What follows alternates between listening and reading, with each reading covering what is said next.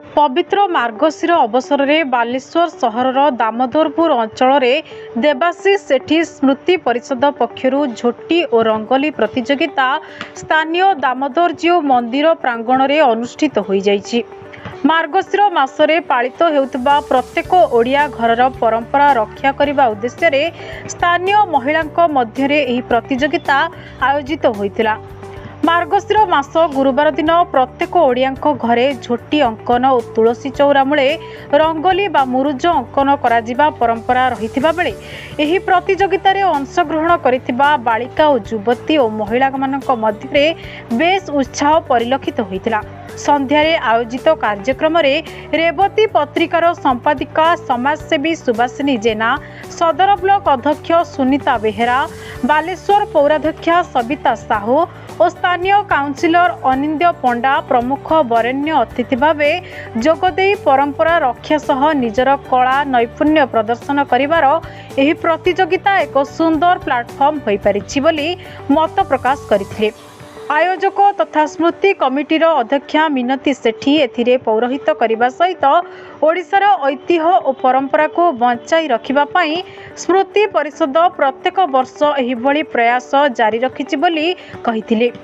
महिला को प्रोत्साहित करने पाई कमिटी पक्षरु कृति प्रतियोगी को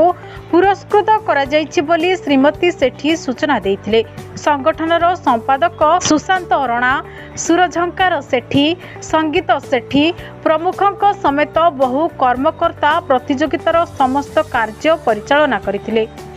देवाशीष सेठी स्मृति कमिटी तरफ मिनती सेठी सभापति कहूँ तो यार आभिमुख्य है देवाशीष स्मृति कमिटी जो तैयारी होती मु वर्ष सारा विभिन्न प्रकार कार्यक्रम एमती करें। जेहेतु मार्गशीर मास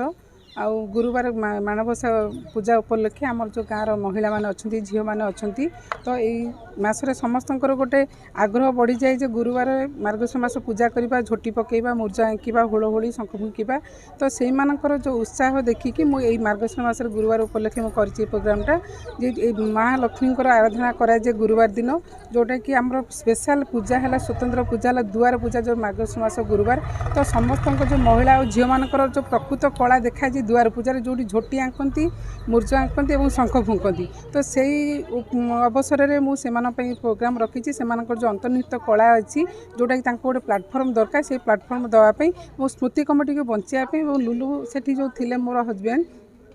तांकर जो उद्देश्य थिला जे लोकन संगे रहिबा, लोक मानकर काम करबा एवं सी सबुठ बेसी भल पाती मु लोकन संगे रहिबा, मु लोकन संगे किछि करबा तो तांको खुशी पई तांको चिरस्मरणीय रखिया पई मोर जो मानस पाटर तांको जीवित रखिया पई मोर गोटे मुख्य उद्देश्य तो एही भली प्रोग्राम मु आगु को मध्य तांकर परिचय को बंची रखिया पई मु सबले चेष्टा करबी सेति प्रोग्रामटा।